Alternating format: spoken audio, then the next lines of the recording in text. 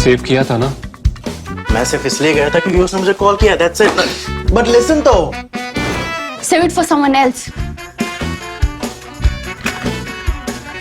जिंदगी में सेव करना जरूरी है, मगर जब बात पैसों की हो, सिर्फ सेविंग से काम नहीं चलेगा। इक्विटी म्यूचुअल फंड्स में इन्वेस्ट कीजिए और अपने सेविंग्स को आगे बढ़ने का मौका दीजिए। Mutual fund investments are subject to market risks. Read all scheme-related documents carefully. Hello and welcome to this episode of Macro Sutra. I'm TCA Sharad Raghavan, Deputy Editor at ThePrint, and this time we're going to be talking about the various changes that have happened over the last few years in the way and the timing of the flow of funds from the center to the states and how this has impacted states' finances. This is very, very important because a lot of states are very dependent on the center. And so the timing of the flow of funds, how much is coming, in what way are they coming, really determines the state of their finances. And to analyze this, we have with us Radhika Pandey, Associate Professor at NIPFP. And so let's get on with it. So now, Radhika, I'm going to start with a question from the audience, from Sankalp, where he frames the initial question quite well, which is, how is the relationship between the center and states, how are they evolving? What has changed over the last few years? So over the last 2 years or so, if we take this short-term horizon, one thing that has happened is the end of the GST compensation. Right. And we know that GST was introduced in 2017, and then the central government committed to provide compensation so that the states are able to register a tax revenue growth of at least 14% year on year. Right. So this was to be provided for 5 years. So it ended in June 2022. Right. So it is bound to impact those states' finances who are dependent on this GST compensation, particularly those states where GST compensation is at least more than 10% of their total tax revenues. Right, those states' revenues would be impacted due to the discontinuation of the GST compensation. Right. So that is one point. The other point is the support from central government on capital expenditure. Right. That is also shaping the reprioritization of expenditure or expenditure priorities of the state governments, because we've talked about central government's development plank, that it's mainly being driven by capital expenditure. Right. We've seen that capital expenditure of central government has risen to more than 3% of GDP, and the same thing is happening for the states. The central government has been pushing states to increase their expenditure on capital spending, and for that, from the time of COVID, the central government has been providing long-term interest-free loans, 50-year interest-free loans to states, and the amount of this has increased over the last 2 years substantially. Last year it was 1 lakh crore. This time it is 1.3 lakh crore, and as compared to last year, this time we've seen that the pickup by states of this 50-year interest-free loan has increased. So that is also another thing which will influence the state's expenditure priorities, because they get some form of support from the central government in addition to their own priorities, in addition to their own fiscal outlook. The other important thing is the grants that are given from the central governments to states. So the Finance Commission recommends, one is the share of state governments in the shareable taxes, that whatever is the central government collecting, 42% of that or 41% of that goes to states. The states, right. So it is, as per 15th Finance Commission recommendation, it is 41%. And then there are some criteria to horizontally devolve this amount amongst the states, like population is one criteria, income distance. So there are a number of criteria. In addition to this, the Finance Commission also recommends certain grants to be given to states by central government to meet their revenue deficit. There are some states, who will be having a revenue deficit. So to address the revenue imbalances on the revenue account, so for that also some grants are given, and most of these grants have been given over the last 3 years, because Finance Commission award period is from 2021 to 2026. Right. So most of the grant has already been front loaded to states in the last 3 years. I see. And now the next 2 years, only a few states will get, and the amount will be much lesser. So again, the reliance of those states who are dependent on this revenue deficit grant, those states will suffer again. They will have to augment their revenues, or they will have to cut their unproductive expenditure Right. to achieve a revenue surplus and a fiscal deficit target of 3%, which is what is ingrained. Right. So one side, GST compensation is stopped. Yes. Second, over the next couple of years, the revenue deficit grants will also start coming. Will taper off. Will taper in off. the next 2 years. Now, from 24, 25 and 25, 26, the Right. amount will be substantially lower. So these are the two headwinds to Right. the revenue flow. But on the other side, there are two positives as well. Positives, yes. The one positive we've discussed is the 50-year interest-free loan. Right. The other positive is that the central government has been advancing the devolution amount in a very timely manner, and in fact, they are giving Yeah. advances. Especially this year, they have given in advance, because there are certain time intervals stipulated for giving this devolution amount. But this time around, they have advanced, and even for this month, November, They gave it early. they gave it earlier. They Right. were supposed to give on November 10th. They have already given on November 7th. So there are certain positive changes. There are certain negative changes. One more thing is the curbs that have been imposed on borrowing, because Right. a lot of states were relying on off-budget borrowing. Now, all that has to now come on budget. So that will also influence the how much the states can borrow, because they have to seek permission from the central government to borrow. So the borrowing limit will also come down, because the off-budget borrowing will now come on budget. So these are the various dynamics that are playing on the in the central state financial relation, which will determine the trajectory of the fiscal outlook going forward. Right. So now we know what has changed over the last few years. Right. And I know from the article that you have analyzed the data for April to September of this year. Yes. So let's get into how it has actually changed the finances of the states, if it has, Yes. or if it hasn't. So one way to look at state finances is to look at the quality of their expenditure, that Correct. how much they're putting into capital expenditure, how much they're putting into revenue expenditure, Correct. which is salaries, pensions, interest payments, and how much they're putting into capex, which is actually building assets. So how has that balance changed? Yeah, so it's a very useful exercise now to look at the first half, because we have the data for the first half of the current financial year for both the central and the state government. So what we see on this front, which is the quality of expenditure, we see that on an aggregate basis, if we compare the capital expenditure of 23 states in this financial year, first half, as compared to the first half of the last financial And sorry year. to interrupt, we're looking at 23 states because that's all we have data for, or these are the bigger states? These are the bigger states. Right. Yeah. So, and for these, the data is available. For some states, the data comes a bit with a lag. So, I we don't understand. have the data. As of today, we have data for 23 states. So, we are Okay. looking at these 23 states.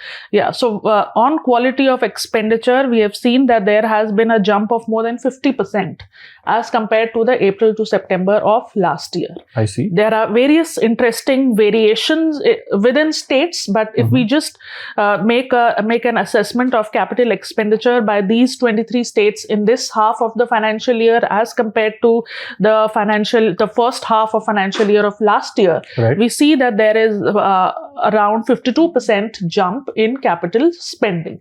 Now, there are, as I said, lot of variations. For example, Andhra Pradesh, Telangana, these are the two states, and also Madhya Pradesh. They have increased their capital expenditure substantially, and also as a percentage of budget estimate. So that is another way of looking that, you Right. know, whatever you have targeted, out of that, typically by the first half, you should have spent 50%, or course. at least between 40 to 50% or at least 35 to 50%. At least be on track. Be on track, yeah. So if we see the states that are on track and which are doing exceptionally well, we see that Andhra Pradesh, Telangana, these are the states that have done well on capital spending, both in terms of how much they have spent as compared to the last year and also as a percentage of budget estimate. I see. On the other end of the extreme are states like Punjab and Karnataka, which have spent not even 20% of their budget estimate in the first half of the financial year. In fact, and also their amount is lower than what they spent last year. Karnataka is a very interesting example because last year around this time Karnataka had spent 33% of their budget estimate. This time they have spent only 16%. So there is a sharp slide in capital expenditure. And the new state government has said that this is what is going to happen. Yes. So because of so this is a classic example where we have seen that where they have given these populist measures and freebies, capital expenditure has suffered, and that is quite visible in the data. Till last year, Karnataka was doing quite well, and this time they have not been able to keep up the pace with capital spending. Right. And I mean, are there any other anomalies that you see? So basically what we see is that, Andhra Pradesh, Telangana, these have witnessed in terms of growth, they have seen a triple digit growth. The growth is more than 100% as compared to the April to September of last year. And then there are states which have seen around 40 to 50% growth as compared to last year. And then there are these states where the growth rate is in the negative territory. So there are these three clubs or categories of states that have reported capital spending, different capital spending. Right. And is there a way for us to tell that the states that are doing well on CapEx, have they taken the loans from the center? Are they making better use of the loans? Yeah, so we have data on, so what we get is there is something called the monthly report of the Department of Expenditure, which tells us the amount from the 1.3 lakh crore, how much has been sanctioned and how much has been dispersed. So one is sanctioned that, okay, you've got this loan, but you have not actually used it. It's just sanctioned. Dispersed is how much of it has been dispersed. And there are a couple of these states, particularly Rajasthan. Rajasthan has taken loans and used it for capital expenditure, and we do see some reasonable pickup in capital expenditure in Rajasthan also. So there we don't get a one-on-one relation because this is a dynamic list which keeps on getting updated every day, or at least whenever the data comes in as to how much the pickup has happened. But broadly, most of the states are making use of this facility because a part of it is untied and a part of it is linked to certain criteria. So at least the untied part, which is not linked to any criteria, that is being used off. That's what I was trying to get at. Are these loans helping, or is it just a facility that's been given that is not being... It is helping, and in fact, on an aggregate basis, this time around the pickup has been much better as compared to last year. So in terms of disbursement, so 57% of the amount that has been sanctioned has already been used. And normally we see that the first half is generally slower in capex pickup, and it happens during third and fourth quarter. And we should see, at least for these states, we should see better capital spending in the coming months. Absolutely. And now, a few of the changing things that we talked about had to do with the revenue of the states. Basically, how much money was coming from the center to the states. So how has that impacted the state's revenue position? So again, revenues have, on an aggregate basis, we see that revenues have grown by 8% and tax revenue has grown by 15%. So, so within revenue, when we say revenue receipts of states, there are broadly three categories.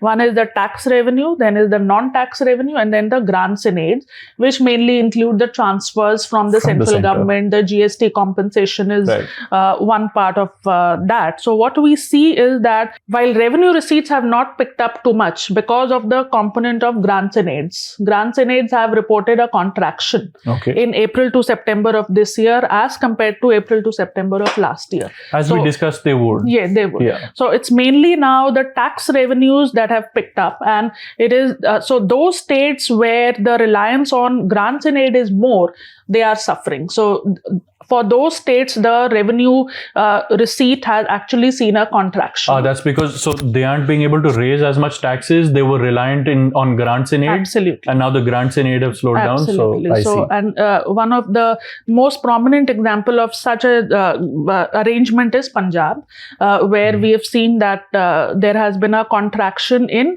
revenue receipts. A contraction?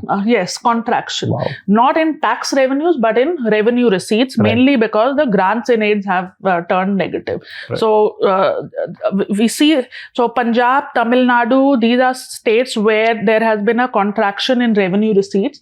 But in Punjab, the case is different. It's not the tax revenues that have deteriorated, it is the grants that have deteriorated. Right. But in Tamil Nadu, it is the tax revenue that has contracted as compared to last year. Yeah. So there are different dynamics. So revenue receipt, the best state in revenue receipt is Gujarat. Okay. So Gujarat firstly has a fiscal surplus. Right. Gujarat, Maharashtra, Odisha, these are the states that are having a fiscal surplus. They are also having a revenue surplus. And again, coming to Gujarat, Gujarat has been able to achieve more than 50% of its revenue receipts in the first half, which is the most ideal example where, place to be, where in the first half you are achieving half 50%. Yeah. Most of the other states have achieve somewhere between 30 to 40% of their budget estimates in this financial year in the first half. But as I said, Punjab, Tamil Nadu, these are the states which are lagging in terms of revenue receipts, and for different reasons. For Tamil Nadu, it is the contraction in taxes, whereas for Punjab, it's not so much contraction in taxes, it is the contraction in the grants and aids category. Right. It would be interesting to see why Tamil Nadu's taxation is contracting. Yeah. Again, is that on the direct tax, the devolution side? Yeah. Or is it coming because of GST collections are not as much? It'd be interesting to look at. Yeah. So now we have a question from Aditya, which again is touching upon the center-state relations. He asks, is there any data over the last few years that shows the trend of whether the fiscal performance and the implementation of policies is better or worse depending on the party in power compared to the party in power in the center? Like say right now the BJP is in power in the center.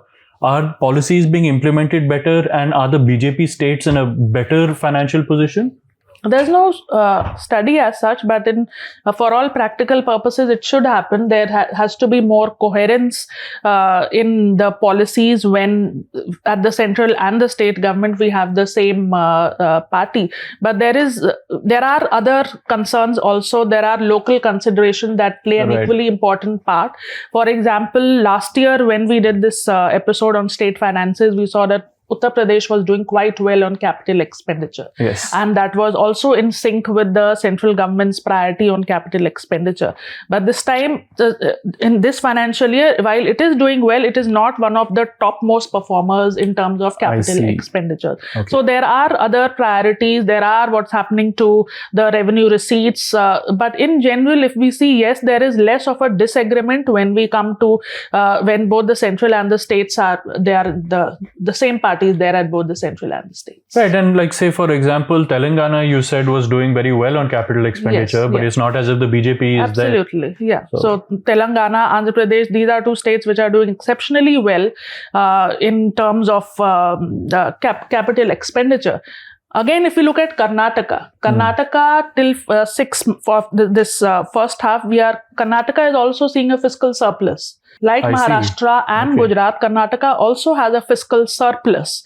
But there the fiscal surplus is due to squeezing of capital expenditure and not due to squeezing of revenue expenditure. Right. So there are various dynamics at play, and having the same party at both the central and the state governments is just one factor. There are various other factors. Of course. And so now you've been talking about various states that are in surplus and that are in deficit. Yeah. And so do we know which states are now doing worse than they were earlier? Yeah. So in terms of the states that have already exceeded their budgeted fiscal deficit target, are Andhra Pradesh and Bihar. So what is budgeted for the full financial year, that deficit they have already surpassed in the first half of the financial year. So Andhra Pradesh and Bihar, they have to do something to curtail either their expenditure or to raise revenue so that they at least achieve their fiscal deficit. Because if this trend continues, then the amount will be double of what they have budgeted. And this also reflects on the fiscal marksmanship. What are you are targeting during the budget? What is the nature of your projection? Is it actually worthwhile, or is it time to revisit the projections that are being made at the time of budget? And it tells you about the credibility of your numbers as well. You present a budget and you say that we're going to hit this target, but if history has shown that you're so far off the target, why will people believe you? Yeah. Similarly, for example, especially for Bihar, this has been talked about that there's a lot of deviation between the budget estimate and the revised estimate. And then with the provisional actual, that become more closer to your budget estimate. So all these things also, when we see a lot of deviation between the budget estimates and say what has happened in the first half, it tells a lot about the nature of budgetary projections and forecasting, and it tells that there is a scope for improvement on that front. Right. And now why I asked you about the poor performers is because Sankalp again has quite an interesting question. It's like, how the RBI for particular banks, it had prompt corrective action, which was like you take these really seemingly extreme measures to just improve the health of these banks. He's asking, can we come up with a prompt corrective action kind of system for these states that are performing badly? So what RBI does is for banks where banks are having, some unfavorable metrics, like their NPAs are very high or return on equity is negative. So RBI places some restrictions like you can't lend or you can't pay dividends and so on. So that is the RBI doing for banks because RBI is the banking regulator. Absolutely. Now, in the case of states, firstly, the first point is to analyze or to identify what are the metrics that shape the fiscal performance. So are we just looking at the fiscal deficit? Are we looking at capital expenditure? Are we looking at interest payments to the overall revenue receipt? So the first step is to identify a set of metrics on the basis of which the fiscal performance of states need to be analyzed. And here the RBI report on state finances is a very useful document where in the month of January they came up with this report. They had outlined, they had identified some states which are highly problematic because while the fiscal deficit is very high, interest payment is a very high proportion of the total receipts. They are spending a lot of their revenue receipts on subsidies. So the first point is to understand and identify a set of metrics on the basis of which fiscal performance will be analyzed. And here the RBI is not best placed to do. Here one is the FRBM legislation, which places these checks and balances on how much is your deficit and how much is the surplus.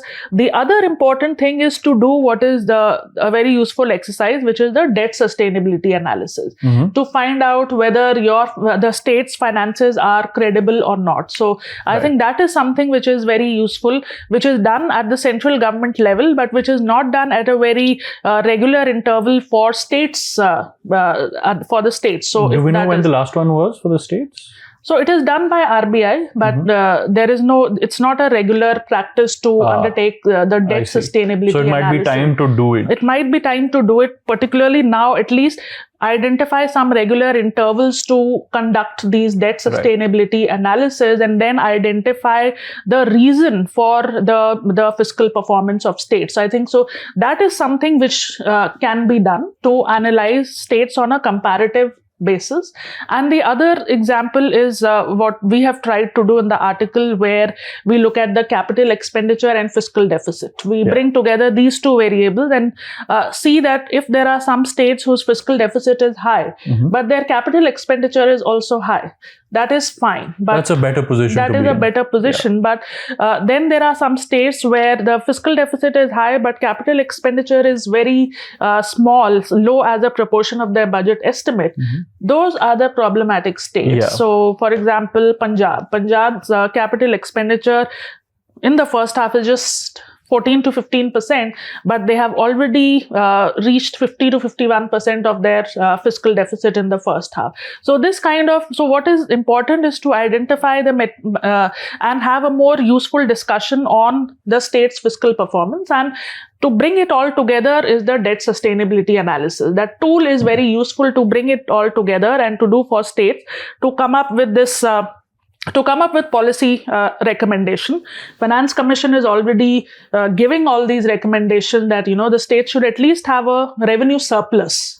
Yeah. Not fiscal surplus, but revenue surplus. And even now, 11 states have targeted a revenue deficit. They have not achieved. They are targeting a revenue deficit. I see. So those are the states that need to be looked into, that even after getting a grant, they are still targeting a revenue deficit. So these are the problematic states, and identification of these metrics is important. But then, so once we identify the metrics and everything, we know who are the poorer performing states. Yeah.